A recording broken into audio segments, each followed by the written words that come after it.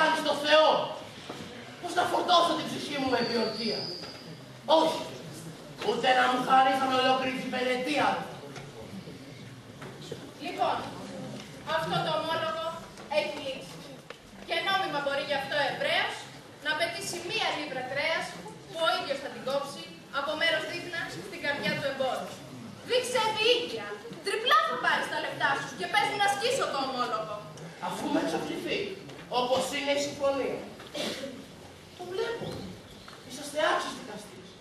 Γνωρίζετε πάρα πολύ καλά τον νόμο. Εν ονόματι λοιπόν του νόμου, που στη λοβάτη του σας θεωρώ, προχωρήσει την απόφαση. Ορκίζομαι στην ψυχή μου, πως δεν έχει τη δύναμη καμία ανθρώπινη γλώσσα να μ' αλλάξει γνώμη. Επιμένω σε αυτά που λέει το ομόλογο. Με όλη μου την καρδιά, παρακαλώ το δικαστήριο να βγάλει μια απόφαση. Μάλιστα. Αφού είναι έτσι, έμπορε, πρέπει να ετοιμάσεις το στήθος σου για το μαχαίρι. Ω, απέκαστε πιστή! Ω, υπέροχε, ναι! Επειδή το γράμμα και η ερμηνεία του νόμου συμφωνούν απόλυτα με την ποινική ρήτρα που ορίζει το ομόλογο. Ακριβώς πάνω, πόσο πιο όριμος είσαι από την ιδέα σου. Επομένως, γύμνωσε το στήθος σου. Ναι, το στήθος. Έτσι δεν είναι ομόλογο. Από μέρος δίπλα στην καρδιά. Έτσι λέει.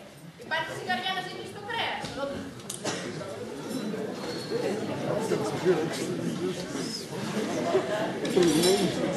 Ελπίζω να έχεις φροντίσει για γιατρό, με έξοδα δικά σου, για να του δέσει το τραύμα μήπως και πεθάνει από αιμορραγία.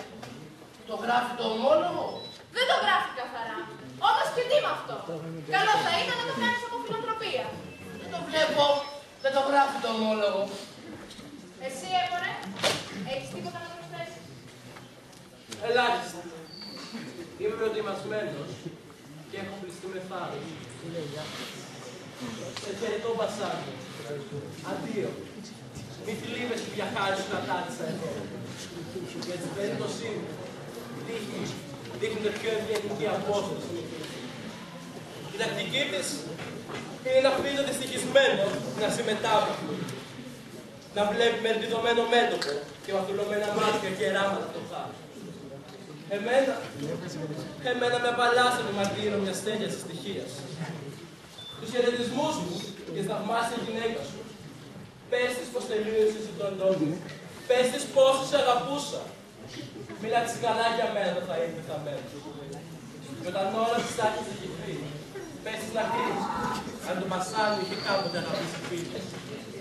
Μη λυπηθείς που έχασες το φίλο σου. Όπως και αυτός δεν λυπάται που σου πλάει το δικό σου χρέος. Γιατί αν ο Εβραίος κόψει αρκετά βαθιά, το χρέος που σου ξοπλάω αμέσως, με όλη μου την καρδιά. Αντώνιο, έχω πάρει γυναίκα, την αγαπάω, πιο πολύ και από τη ζωή μου. Μα και η ζωή μου όμως, ο κόσμος όλος, δεν είναι τόσο πολύτιμα όσο η δικιά σου ζωή. Θα τα θυσίαζα όλα φυσικά. Θα τα δίνω όλα σε αυτόν εδώ τον διάολο. Δικό σου. Η γυναίκα σου δεν θα χαιρόταν και πολύ αν ήταν μπροστά της αυτή την προσφορά. Και εγώ έχω γυναίκα που την αγαπώ. Μακάρι να βρισκόταν στον ουρανό και παρακαλούσε μια δύναμη ανώτατη. Να αλλάξει νόμο στον Εβραίο το παλιό σου. Μήπως που τα λες πίσω από την πλάτη της. Αλλιώς δεν θα καλοπερνούσε σπίτι σου με την ευχή που έκανες. Τι σου είναι η χριστιανή οικογένειά. Κόρη έκανε εγώ. Καλύτερα όμως να παίρνει άντρα από τη γενιά του Βαραβά, παρά χριστιανό. Καθυστερούμε. Δώστε τον να εκτελεστεί απόφαση. Σου ανήκει 1 λίβρα από το κρέας του εμπόρου. Ο νόμος το επιτρέπει και το δικαστήριο το εγκρίνει. Πάσχει και δικαστή, υποκλίνω. Εσύ, ετοιμάσου. Περίμενε μια στιγμή. Υπάρχει και ένα άλλο θέμα. Το ομόλογο δεν σου παραχωρεί ούτε 1 σταγόνα αίμα. Επιλέξει γράφει 1 λίβρα κρέας. Να το ομόλογο σου. Πάρε και τη λίβρα κρέας που σου ανήκει. Όμως αν, όταν κόβεις, ρίξεις έστω και 1 σταγόνα αίμα χριστιανικό, τα κινητά σου, σύμφωνα με τους νόμους της Βενετίας, δημεύονται, περιέρχονται στο κράτος. Ό,τι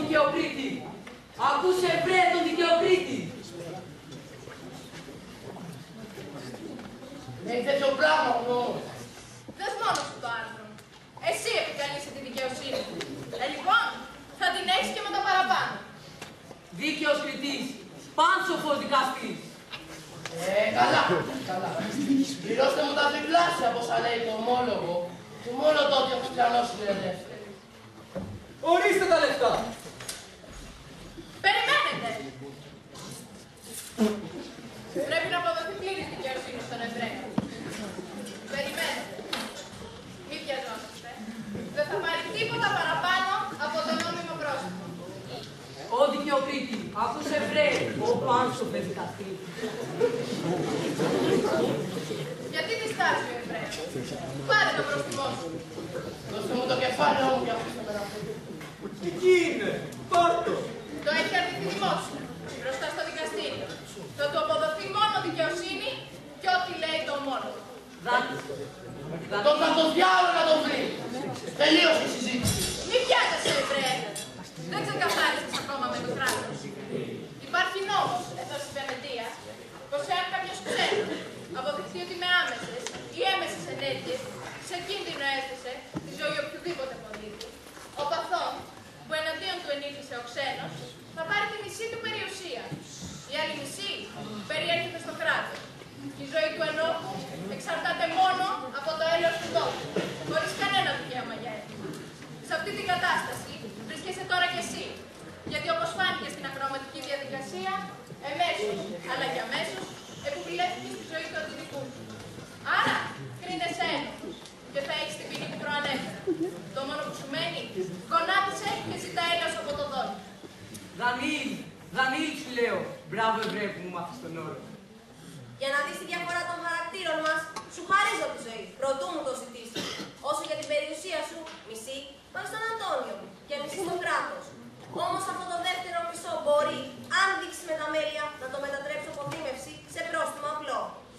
Αυτό επιτρέπεται για το ίμιση του κράτους, όχι του Αντώνιο. Όχι! Πάρτε τα όλα, τίποτε μην μου χαρίζετε. Παίρνετε το σπίτι άμα με τα θεμέλια. Παίρνετε τη ζωή μου όμως να μου στερείτε τα μέσα για να ζήσω. Τι χάρη μπορείς Αντώνιο να σου κάνει? Να του χάρεις στο σκηνή τίποτα παραπάνω, μα του Θεό. Αν συμφωνεί ο Δόκης και άρχοντάς μας και όλο το δικαστήριο, παρακαλώ να μείνει δική του μισή περιουσία. Και εγώ θα διαχειρίζομαι την άλλη μισή. Που όταν αυτός πεθάνει, θα την παραδώσω στον νέο που έκλεψε πρόσφατα την κόρη του. Αλλά με δύο όρους. Για να γίνει αυτό, πρώτο, να βαφτιστεί χριστιανός. Και δεύτερο, να κάνει εδώ, στο δικαστήριο, γραφτεί δωρεά, πως όποια περιουσία έχει του πεθάνει, περιέχει στο γαμπρό του και στην κόρη του. Ναι, αυτό να κάνει. Αλλιώς ανακαλώ τη χάρη που του έδωσα. Δέχεσαι. Τι λες? Δεν αισθάνομαι πολύ καλά. Και όταν μου το έγραφε σπίτι και θα το υπογράψω. Σου επιτρέπω. Πήγαινε, αλλά να το υπογράψεις.